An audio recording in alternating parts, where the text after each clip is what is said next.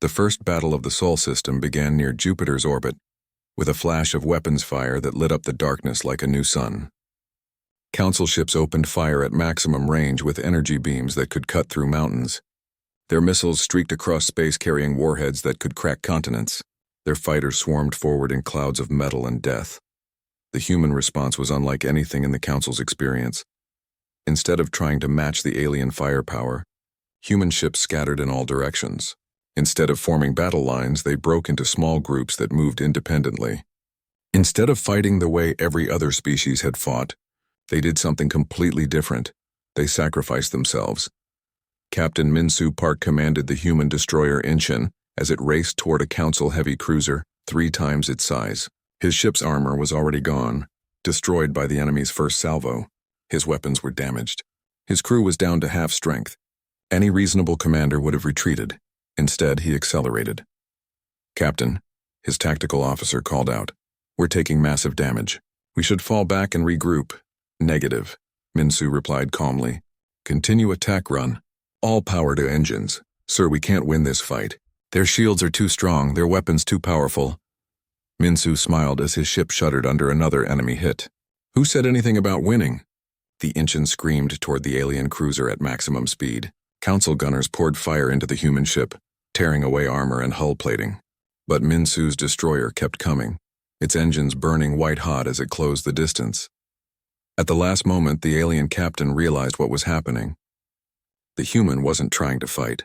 He was turning his ship into a weapon. Evasive maneuvers. The alien commander screamed, but it was too late. The Inchon struck the Council cruiser's engine section at nearly half the speed of light. The explosion could be seen from Mars. Admiral Kethavar watched from his flagship as the tactical display showed the destruction of both vessels. The loss of 1 human ship and 1 Council ship should have been an acceptable trade for the aliens. After all, they had 12,000 ships while the humans had only a few thousand. But something about the exchange troubled him. The human captain had sacrificed his ship and crew without hesitation, as if their lives meant nothing. Yet the way he had done it, with perfect timing and precision, suggested these weren't desperate actions by a panicking enemy. They were planned tactics. "Sir," his intelligence officer reported, "we're receiving similar reports from throughout the battle zone. Human ships are deliberately ramming our vessels. They're using their own craft as guided missiles." Before Kethavar could respond, his weapons officer added another disturbing report. "Admiral, we're also detecting unusual energy signatures from the destroyed human vessels. Some of them appear to still be active." On the tactical display, the wreckage of the Inchin was indeed still showing signs of activity. Automated systems were coming online. Hidden weapon pods were extending from the twisted metal. The destroyed ship was preparing to fight again. Captain Yujin Kang, commanding the human cruiser Busan, watched as her ship's main guns were destroyed by enemy fire. Her vessel was crippled, her crew was wounded, but her mission was far from over. "Initiate Phoenix Protocol," she ordered. Her surviving officers looked at her with expressions of understanding and determination. Phoenix Protocol was something no other species in the galaxy had ever attempted. It was a tactic that could only work with crews willing to die for their cause. The Busan's hull split open like a flower. Internal sections that had been designed to separate activated their emergency systems. The single damaged cruiser became 12 smaller vessels, each with its own life support, engines, and weapons. But that wasn't the end of the transformation. Each section was designed to operate independently, but they could also dock together in different configurations. Weapons sections could combine with engine sections. Command modules could link with multiple weapon pods. A single human ship could become a dozen different vessels depending on what the battle required. Yujin section, containing the primary command center, linked with 2 weapon pods and headed for the nearest Council battleship. The alien crew watched in confusion, as what they thought was debris suddenly became an active threat. "Unknown contact approaching," the alien tactical officer reported. "It appears to be a section of the destroyed human cruiser, but it's showing weapon signatures." "How is this possible?" the alien commander demanded. The answer came in the form of missiles that struck their ship's bridge. Dr. Haijin Kim monitored the battle from Earth's command center, watching as her carefully planned strategies unfolded. Around her, dozens of analysts tracked every engagement, Every ship movement, every tactical development. Phoenix Protocol is performing within acceptable parameters, she reported to President Ji-won Park. We're losing ships at the expected rate, but we're inflicting more damage than the Council anticipated. What about their response? Ji-won asked, confusion and frustration. They're trying to apply traditional tactics to an unprecedented situation. Their commanders are trained to fight predictable battles against frightened enemies. We're giving them something they've never seen before. Hei-jin pulled up a tactical analysis on her main screen. Look at their formation patterns. They're still trying to maintain standard battle lines, even though our modular ship design makes those formations ineffective. They're clustering their vessels for mutual support, which makes them perfect targets for our ramming attacks. And their morale? Declining rapidly. Council species are used to easy victories against inferior opponents. They've never faced an enemy that fights harder when losing. They don't understand why we're not afraid to die. The truth was that humans were afraid to die. Every captain who sacrificed their ship, every crew member who stayed at their post as their vessel broke apart, every pilot who flew into enemy fire knew exactly what they were doing. They were terrified, but they were also determined. They had spent 50 years preparing for this battle. 50 years learning about Council tactics. 50 years planning ways to turn human disadvantages into advantages. Every strategy, every weapon, every sacrifice had been calculated to achieve a single goal, proving that humanity could not be conquered. Admiral So Young, Lee commanded the human Third Fleet from the bridge of the battleship Seoul. Her ships were outnumbered 10-1, facing a Council force that included some of the most powerful vessels in the galaxy. Traditional military logic said she should retreat, regroup, and try to delay the enemy advance. Instead, she ordered a general attack. All ships, engage at close range, she commanded. Ignore their superior firepower. Get inside their defensive perimeters and make every shot count. Her fleet commanders responded immediately. Human ships dove toward their targets like fighters attacking bombers, using speed and maneuverability to get past the aliens' heavy weapons. Once inside the enemy formation, they unleashed everything they had. The Council ships designed for long-range bombardment found themselves in close-quarters battles they weren't equipped to handle. Their massive weapons couldn't target small, fast-moving opponents. Their heavy armor was useless against human ships that attacked from unexpected angles. But the humans paid a terrible price for their aggressive tactics. Ship after ship fell to enemy fire. Thousands of crew members died as their vessels were destroyed. The casualty reports that reached Earth's command center painted a grim picture of sacrifice and loss. Yet the strategy was working. Council fleet morale continues to decline, Dr. Hei-jin reported. They've lost over 400 ships, more than they've lost in any single battle in the past century. Their commanders are requesting reinforcements and considering withdrawal. President Ji-won Park studied the tactical displays with the eye of someone who had spent decades planning for this moment. The battle was far from over, but the first phase was complete. They came here expecting another easy conquest, she said. They thought they would face a primitive species that would surrender after the first show of force. Instead, they're fighting an enemy that gets more dangerous as the battle continues. Are we ready for the second phase? Asked General Hyun-woo Song. Ji-won's smile was as cold as deep space. Signal all outer system commands. It's time to show the Council what humanity really built during those 50 years of preparation. In the darkness beyond Neptune's orbit, installations that had remained hidden throughout the battle began to power up their main systems. The weapons that emerged from concealment were unlike anything the galaxy had ever seen. Planet killers built in secret, powered by the energy of stars and aimed at the heart of the Council fleet. The real battle was about to begin. Kyung-ho Kim returned to the Council chamber exactly 47 hours later. The alien leaders sat in their floating thrones waiting for him with the patience of beings who had lived for centuries. They had seen this scene play out hundreds of times before.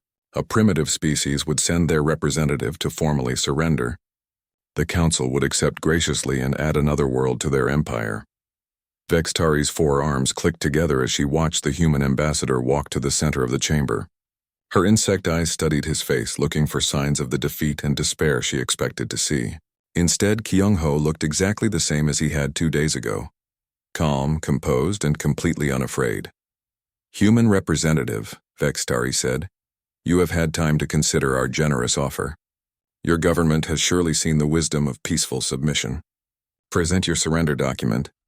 Kyung-ho reached into his jacket. The alien guards tensed, their weapons ready. But instead of pulling out papers, he simply clasped his hands behind his back and looked up at the council members. "I bring a message from President Ji-won Park of Earth," he said in the same quiet voice he had used before. "She asked me to tell you that humanity respectfully declines your offer." The chamber fell silent. For a moment, none of the alien leaders seemed to understand what they had just heard. The concept was so foreign to their experience that their minds needed time to process it. Then the silence exploded into chaos. "Impossible," roared a creature that looked like a living mountain of rock. "No species has ever refused the Council's demands." "The human is lying," shrieked one of the energy beings. "Their primitive brains cannot comprehend our power." Morden, the crystal entity, rose from his throne. Light pulsed angrily through his transparent body. "Perhaps they do not understand the consequences of refusal. Let me explain what happens to species that resist the Council." "We understand perfectly," Kyung-ho replied. "We know what happened to the Zelakians. We know what happened to the Thaniri. We know what you did to the Corvins, the Stellari, and 43 other civilizations that tried to remain free." Vextari's voice dropped to a dangerous whisper. "Then you know that resistance is futile. You know that your pathetic weapons cannot stand against our fleets. You know that your small population cannot fight our armies." "We know all of this," Kyung-ho said. "Then why do you choose destruction?" demanded another council member. "Why do you condemn your species to extinction?" For the first time since entering the chamber, Kyung-ho smiled. It was a small smile, barely visible, but every alien in the room saw it. Something about that simple human expression sent a chill through beings who had conquered galaxies. "We choose to remain free," Kyung-ho said. "Earth looks forward to your visit." The council erupted in fury. Threats filled the air in a dozen different alien languages, but Vextari raised all four arms for silence. When the chamber quieted, she spoke with the cold certainty of someone who had crushed countless worlds. "Very well. If humanity chooses war, they will have war. We will assemble the greatest fleet in galactic history. Every species under council rule will contribute ships and soldiers. When we are finished, Earth will be nothing but scattered rocks floating in space." "We understand," Kyung-ho replied, his smile never fading. Within hours of Kyung-ho's departure, the council's war machine began to move. Messages went out to every corner of the galaxy. Every member species received the same command: contribute your strongest ships and best warriors to the fleet that would destroy humanity. From the insect worlds came hive ships the size of small moons, each carrying millions of warrior drones. From the crystal systems came vessels that could turn matter into energy with a thought. The aquatic races sent ships that could fight underwater or in the vacuum of space. The machine civilizations contributed vessels that could repair themselves and fight for centuries without stopping. Fleet after fleet gathered at the Council's main military base in the Andromeda sector. 12,000 warships from 8 different species. More firepower than had ever been assembled in the history of the galaxy. The combined fleet could have destroyed entire solar systems. It had enough weapons to crack planets and enough soldiers to conquer 100 worlds. Admiral Kethvar, a veteran of 50 conquest campaigns, took command of the invasion force. He was a member of the reptilian Sarok race, a species that had never lost a battle in their 1,000-year military history. His scales bore the scars of countless victories. His eyes held the cold calculation of a perfect predator. Scouts report the human home system contains 4 billion inhabitants, Kethvar told his senior officers. Intelligence suggests they have approximately 300 military vessels and basic missile defense systems. Standard conquest doctrine applies. Destroy all military assets, occupy major population centers, process survivors for labor assignments. His officers nodded. They had heard similar briefings before every conquest. The numbers were always the same. A primitive species with inferior technology facing the unstoppable might of the Council fleet. "How long do we estimate the campaign will take?" asked one of the ship commanders. 6 hours for complete military victory, Kethvar replied. Perhaps another day to secure the planet and process the population. This will be the shortest conquest in Council history. Meanwhile, on Earth, President Ji-won Park stood before the Global Assembly in New Geneva. Representatives from every nation sat in the vast chamber, their faces grave but determined. Outside the building, crowds gathered in the streets. Similar crowds filled cities across the planet and throughout human space. Ji-won's speech was broadcast to every human settlement in the 17 systems humanity called home. Her words reached mining stations in the asteroid belt, research bases on distant moons, and colony ships still traveling between stars. "My fellow humans," she began, "today the Galactic Council demands our surrender. They want 60% of our people as slaves. They want our colonies as their property. They want us to bow down and accept their rule as hundreds of other species have done before us." She paused, looking out at the assembled representatives and the cameras that carried her words across human space. 50 years ago, when we first learned of the Council's existence, we faced a choice. We could hide in our own system, hoping they would never notice us. We could prepare to surrender when they inevitably found us, or we could do something that no other species in galactic history has ever attempted. Her voice grew stronger. We chose to prepare for freedom. While they ruled their empire, we studied their tactics. While they celebrated their power, we built defenses they cannot imagine. While they made threats to other species, we made promises to ourselves. Promises that no human would ever bow to an alien master. The chamber erupted in applause, but Ji-won raised her hand for silence. "The Council believes we are just another primitive species that will crumble at the first sign of their strength. They think our small numbers and basic technology make us easy prey. They have sent 12,000 warships to prove their point." She smiled then, and her smile was identical to the one Kyung-ho had shown in the alien council chamber. Small, quiet, and absolutely terrifying to anyone who understood what it meant. "Today, we show the galaxy what it means to be human. Today, we prove that freedom is worth any price. Today, we teach the Council that some species cannot be conquered, cannot be enslaved, and will never surrender." The applause that followed could be heard around the world. In space stations throughout the solar system, human technicians made final preparations.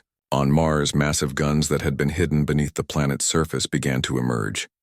In the asteroid belt, mining platforms transformed into weapons of war. Around Jupiter, seemingly empty space shimmered as cloaking fields deactivated to reveal fortresses that had been built in secret over decades.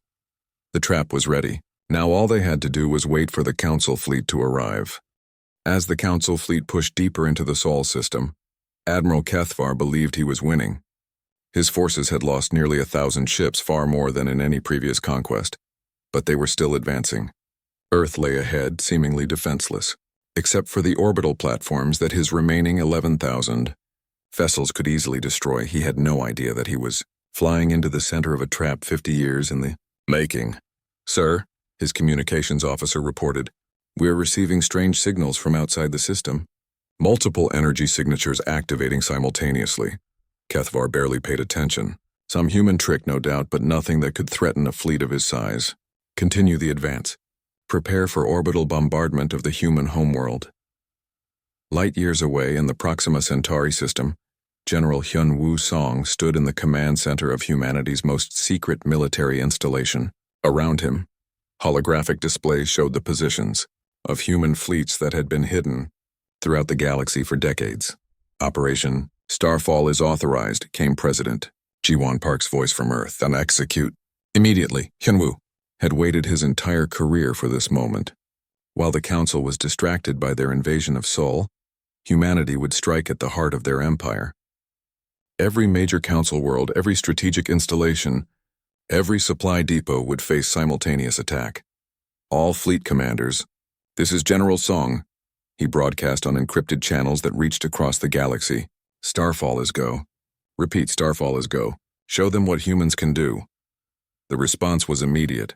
Throughout Council space, human forces that had been disguised as mining operations, research stations, and trading posts suddenly revealed their true nature. What the aliens had dismissed as primitive human expansion was actually the most sophisticated military deployment in galactic history. Captain Yu-jin Kang, now commanding a rebuilt vessel after her previous ship's sacrifice, led the assault on Vega Prime, one of the Council's most important military bases. Her fleet of 300 ships emerged from hiding places in the system's asteroid belt and attacked with the fury of beings who had spent decades planning this moment. "Target their command. Structures first," she ordered her squadron leaders. "Disable their ability to coordinate defenses, then move to the supply depots." The aliens on Vega Prime had grown comfortable with centuries of unopposed rule. Their defenses were designed to repel primitive raiders, not a coordinated assault by an enemy that understood their weaknesses better than they understood them themselves. Eugen's ships moved through the system like a force of nature. They struck military installations with surgical precision, destroyed orbital factories, and eliminated communication networks. But they did something else that no Council conquest had ever included. They liberated. "This is Captain Kang of the Earth Liberation Fleet," she broadcast on all frequencies. "To all oppressed peoples of this system, the age of Council domination is ending. Any species that wishes to join the fight for freedom is welcome. We offer alliance, not conquest." The response surprised even the humans. Across Vega Prime, slave populations that had served the Council for centuries began to rise.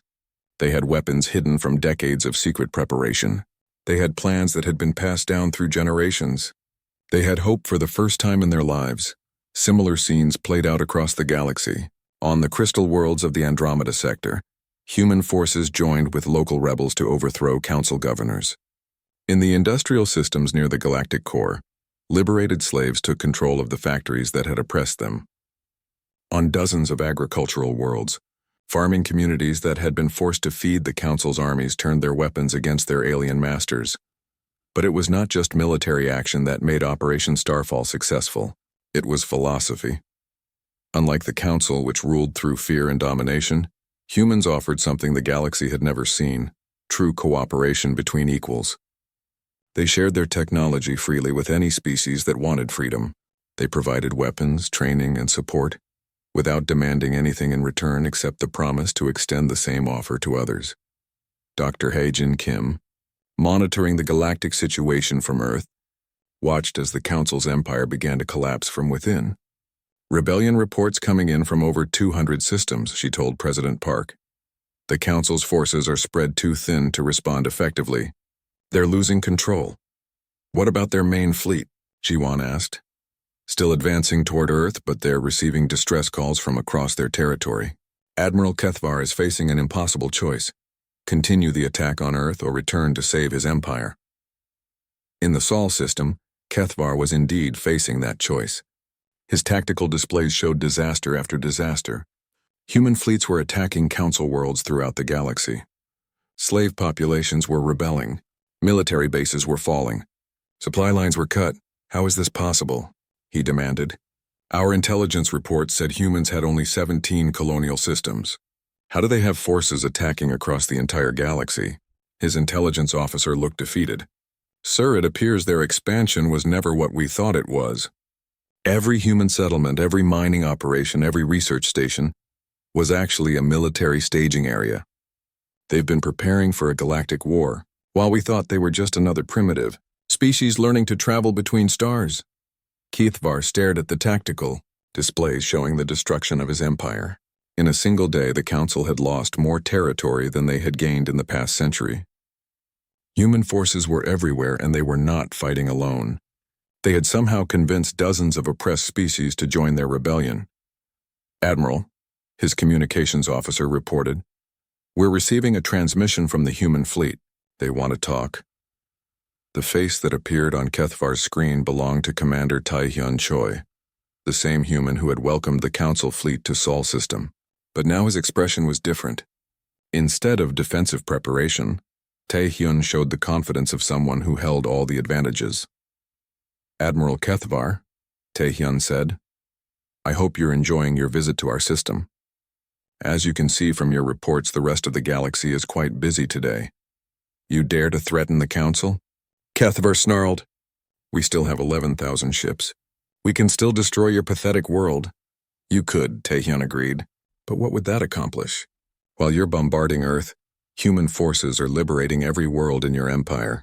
You could kill 4 billion humans and lose everything else you've spent millennia building." Kethvar's tactical officer leaned close to whisper in his commander's ear. "Sir, we're receiving orders from the Council. They're demanding we return immediately to help defend the core worlds." "You have a choice, Admiral," Tae-hyun continued. "You can continue this attack and watch your empire fall, or you can accept that the age of Council domination is over. The Council will never surrender." Kethvar roared. "We're not asking for surrender," Tae-hyun replied. "We're offering something better: cooperation. Join the alliance we're building. Help us create a galaxy where species work together as equals instead of masters and slaves. The proposal was so radical that Kethvar could barely comprehend it. For thousands of years, the galaxy had been ruled by the strong dominating the weak. The concept of voluntary cooperation between equals was completely foreign to his experience. "You're insane," he said. "Without dominance, there is chaos. Without hierarchy, civilizations fall. Without freedom," Taehyun replied, "there is no civilization worth preserving." As he spoke, more reports reached Kethvar's flagship. The Council's home system was under attack. The core worlds were in rebellion. The empire that had lasted for millennia was collapsing in a matter of hours. Back on Earth, President Ji-won Park received updates from human forces across the galaxy. The rebellion was spreading faster than anyone had hoped. Species that had suffered under Council rule for centuries were joining the fight in massive numbers. "Status report," she requested. General Song's voice came from Proxima Centauri. 47 major Council installations destroyed or captured. 112 systems now under Liberation Force control. Rebellion spreading to sectors we haven't even reached yet. Casualties? Heavy on our side, but the freed populations are taking up the fight. For every human ship we lose, 10 alien vessels join our cause. Admiral So-Young Lee added her report from the Sol system battle zone. The Council fleet is receiving withdrawal orders. They're facing an impossible situation. Attack Earth and lose their empire, or retreat and admit defeat. Ji-won smiled. It was the same smile that had unnerved alien leaders throughout the galaxy. Quiet, determined, and absolutely uncompromising. "Then it's time to offer them a third option," she said. "Something no species in galactic history has ever offered a defeated enemy." She opened a communication channel that would reach every ship in the Council fleet, every rebel force across the galaxy, and every enslaved population that had dreamed of freedom. "People of the galaxy," she began, "today marks the end of an age of fear and the beginning of an age of hope. We offer not conquest but liberation. We offer not domination but cooperation. We offer not revenge but redemption." Her words would echo across the stars for generations to come. The massive alien ship blocked out the stars. Kyung-ho Kim stood on the shuttle deck and stared through the window at the thing that called itself Hegemon's Pride. It was bigger than any human city. Its dark metal surface stretched in all directions, covered with strange lights and weapon ports that could destroy planets. Kyung-ho adjusted his simple black suit and checked his watch. In 10 minutes he would walk into a room full of aliens who ruled the galaxy. They wanted to make humanity their slaves. He was here to listen to their demands and carry their message back to Earth. The shuttle docked with a soft bump. Alien guards waited for him. Tall, thin creatures with too many arms and eyes that glowed red in the dark. They did not speak to him. They just pointed down a long hallway that seemed to go on forever. The Council chamber was enormous. 12 different types of aliens sat on floating thrones arranged in a circle. Each one represented a different species that had ruled the galaxy for thousands of years. They had conquered hundreds of worlds.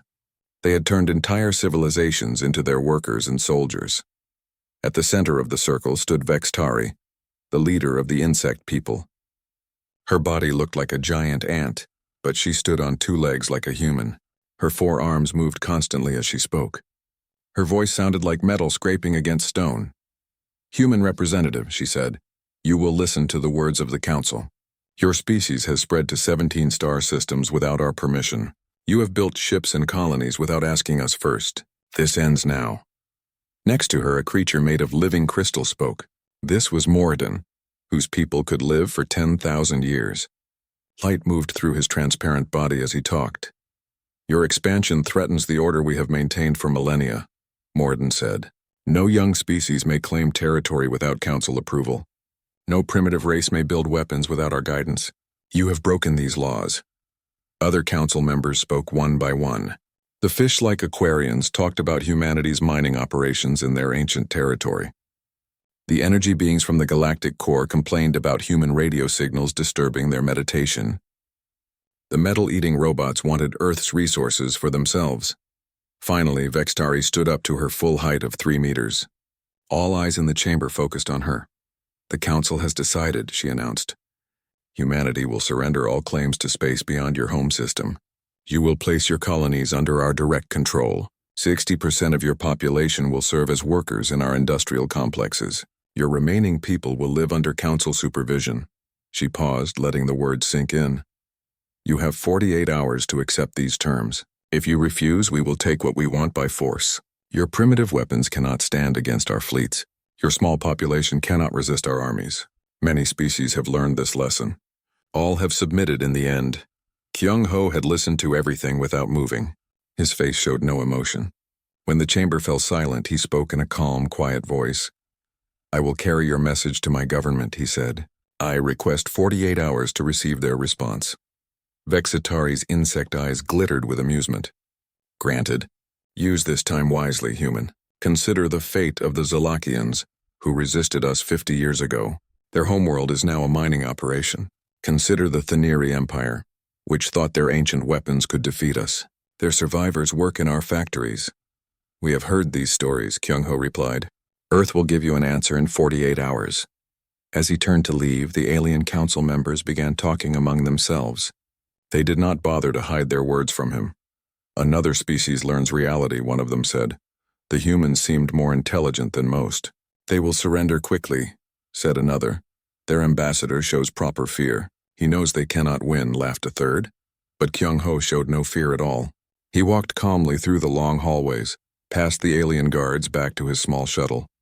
Once inside, he activated the communication system and sent a single message to Earth. It contained only 3 words. Twilight Protocol execute. The message traveled faster than light through a network of human relay stations.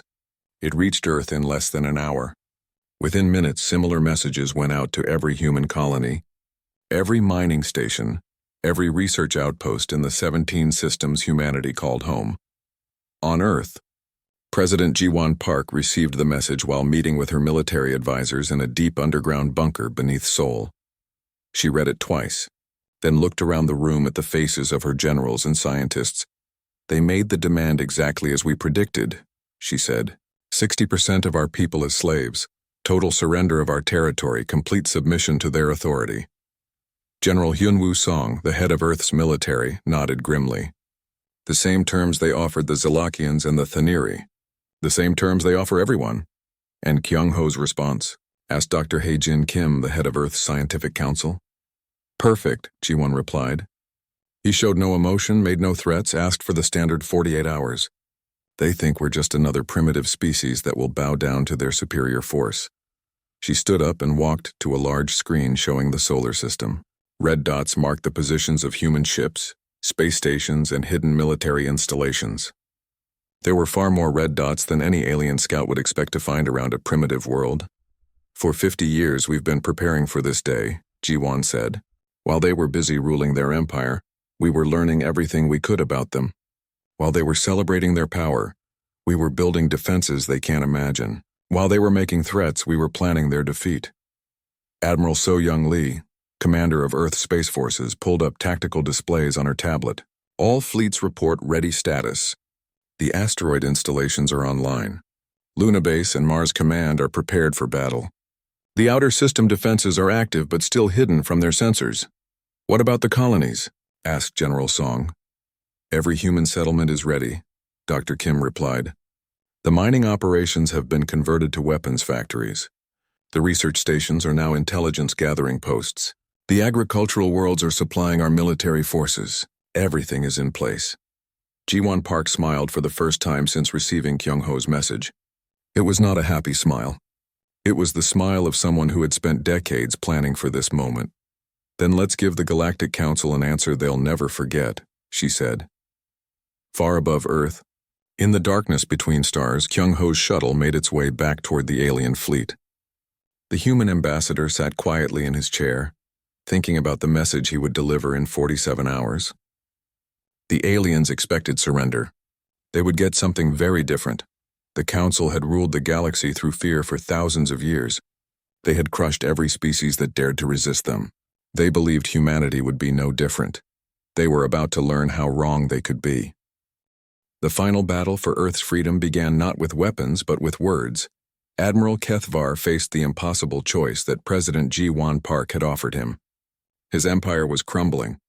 Rebellion had spread to every corner of Council space. Human forces were liberating worlds faster than his scattered fleets could respond. He could order the bombardment of Earth, but doing so would only guarantee the complete destruction of everything the Council had built over thousands of years. "Sir," his communications officer reported, "the Council is demanding our immediate return to defend the core worlds. They're offering to negotiate with the humans." The words hit Kethvar like a physical blow. The Council, the eternal rulers of the galaxy, were willing to negotiate. It was something that had never happened in recorded history. "What are their terms?" he asked. "They want to arrange a meeting with human leadership. They're requesting sanctuary." Kethvar stared at his tactical displays. In less than 3 days, a species the Council had dismissed as primitive had brought down an empire that had lasted for millennia. They had done it not through superior firepower, but through something far more dangerous: superior ideas. Commander Tae-hyun Choi appeared on his screen again. "Admiral, we've received communication from the remaining Council leadership. They wish to discuss terms.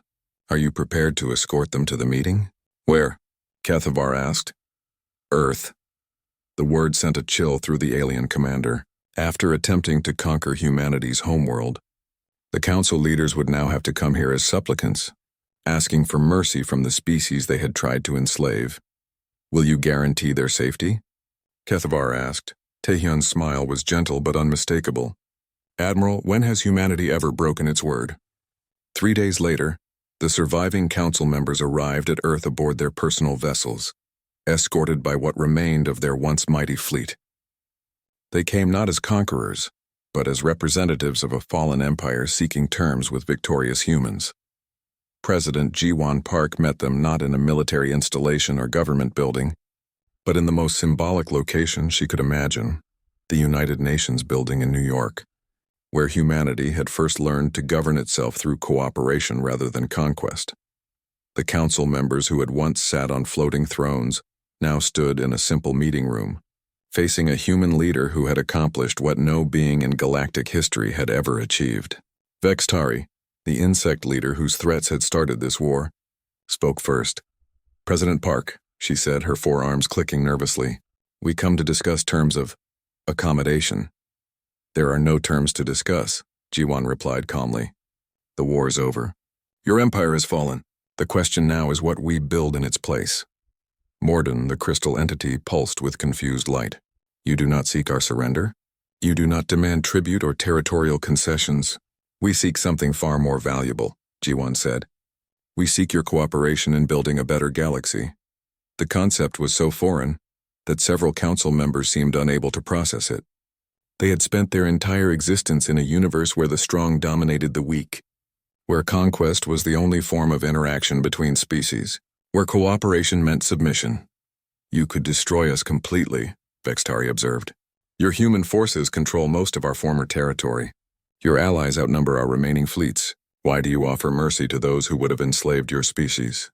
Ji-won stood and walked to the window overlooking New York Harbor. In the distance, the Statue of Liberty stood as it had for centuries, a symbol of humanity's long struggle toward freedom. "Because destroying you would make us no better than what you were," she said. "Because the galaxy needs to learn a new way of existence. Because even our enemies deserve the chance to choose a better path." She turned back to face the assembled alien leaders. "The Galactic Council is dissolved. Your empire is finished. But the species you represent, your people, they can be part of something better. We're offering you membership in the Free Worlds Alliance." The proposal stunned the former Council members into silence. After millennia of ruling through fear and domination, they were being offered equality with the species they had once considered inferior. "What would this alliance require?" asked one of the energy beings. "Simple," Ji-won replied. "Respect for the freedom of all species. Cooperation instead of conquest. Trade instead of tribute. The right of every world to govern itself." "And if we refuse?" Vextari asked. "Then you're free to go. Find some corner of the galaxy where you can try to rebuild your old empire. But you'll find that most of your former subjects have no interest in returning to slavery." Over the following hours, Ji-won Park outlined humanity's vision for the galaxy. It was radical beyond anything the former Council members could have imagined. Instead of a hierarchy with rulers and subjects, there would be a confederation of equals. Instead of tribute flowing upward to masters, there would be trade between partners. Instead of military conquest, there would be exploration and discovery. Dr. Hae-Jin Kim, serving as humanity's chief negotiator, presented the practical details. Every species maintains sovereignty over their homeworld and colonies. Disputes are resolved through mediation, not warfare. Technology and resources are shared freely. Military forces exist only for defense against external threats. How do you prevent chaos? Morden asked. Without central authority, without hierarchy, how do you maintain order? The same way humanity learned to govern itself, Ji-won replied. Through democracy, discussion, and the understanding that cooperation serves everyone's interests better than domination, serves the few. Admiral Kethvar, who had remained silent throughout the negotiations, finally spoke. And what of those of us who served the old system? What of soldiers who enforced council rule? You're welcome to serve in the Alliance Defense Force, Admiral So-Young Lee answered. Your experience and skills are valuable. The galaxy still needs protectors, but protectors of freedom, not enforcers of oppression. The negotiations continued for days. Some former council species accepted immediately, eager to try something new after centuries of fear. Others needed time to consider. A few refused and departed, vowing to rebuild their old empire elsewhere in the galaxy. But the majority chose freedom. 6 months later, Ambassador Kyung-ho Kim stood in the same chamber where the Galactic Council had once demanded humanity's surrender. But now the room had been transformed. Instead of floating thrones arranged in a hierarchy, there were simple seats arranged in a circle.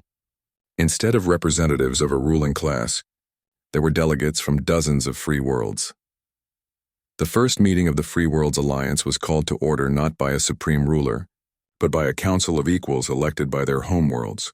The agenda included trade agreements, scientific cooperation, and plans for joint exploration of the galaxy's unexplored regions. Kyung-ho smiled as he watched former enemies working together to solve problems through discussion rather than force. The insect species that had once been the council's enforcers were now contributing their organizational skills to humanitarian relief efforts. The crystal entities were sharing their vast knowledge to help develop new technologies. Even some of the energy beings had joined the Alliance's exploration fleets. President Ji-won Park addressed the assembly as humanity's representative, but also as the leader who had made it all possible. 6 months ago, we were told that resistance to tyranny was futile, she said. We were informed that our choice was submission or destruction.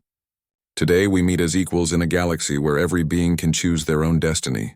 She paused, looking around the chamber at the faces of beings who had once been masters and slaves, conquerors and conquered. We have learned that the greatest strength lies not in forcing others to kneel, but in inspiring them to stand. We have discovered that the most powerful weapon against oppression is not superior firepower but superior ideas. We have proven that the galaxy is large enough for all of us to be free. The applause that followed came from creatures who had never before shared the same space as equals. It was the sound of a new age beginning. Later that day, Kyung-ho walked through the gardens of New Geneva Station, humanity's gift to the Alliance. The station served as the Alliance capital, a place where all species could meet as equals under artificial skies that showed the stars not as distant conquests, but as homes. Children from dozens of species played together in the gardens, learning each other's languages, sharing each other's games, growing up in a galaxy where cooperation was normal and conquest was remembered only in history lessons. As he watched them play, Kyung-ho remembered the smile he had shown in the old council chamber when they demanded humanity's surrender. It had been the smile of someone who knew that freedom was worth any price. Now it was the smile of someone who had lived to see that price paid and that freedom won. The galaxy would never be the same. The age of empires built on fear and domination was ending. The age of cooperation, exploration, and mutual respect was beginning, and it had all started with a simple human truth, that some species cannot be conquered, cannot be enslaved, and will never surrender their right to be free. The stars themselves seemed to shine brighter in a galaxy where freedom had finally won. The Council fleet arrived at the edge of the Sol system like a storm of metal and fire. 12,000 warships dropped out of faster-than-light travel in perfect formation. The combined mass of the alien armada was larger than some planets. Their weapons could turn worlds to dust. Their shields could stop the light of stars. Admiral Kethvar stood on the bridge of his flagship, the inevitable Victory, and studied the tactical displays. His reptilian eyes scanned the data feeds from hundreds of scout ships. What he saw confused him. "Where are their defenses?" he asked his tactical officer. The younger Saurak checked his instruments again. "Sir, we detect no military vessels in the outer system. No defensive platforms, no weapon installations. The space around their home planet appears to be completely undefended." Kethvar's forked tongue flicked out, tasting the air for signs of deception. In 50 conquest campaigns, he had never seen anything like this.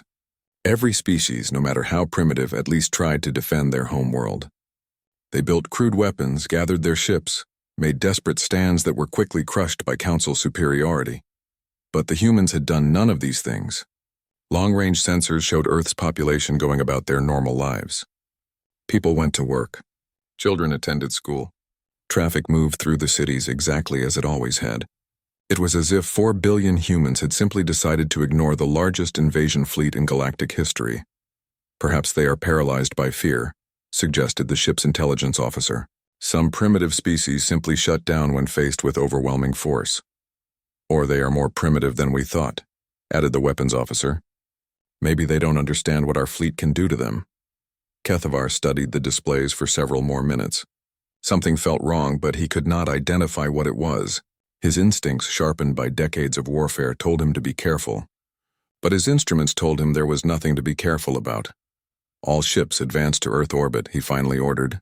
"Maintain combat formation, but prepare for unconditional surrender. The humans may realize their hopeless position once they see our full strength." The massive fleet began moving deeper into the solar system. Ship after ship followed in perfect order.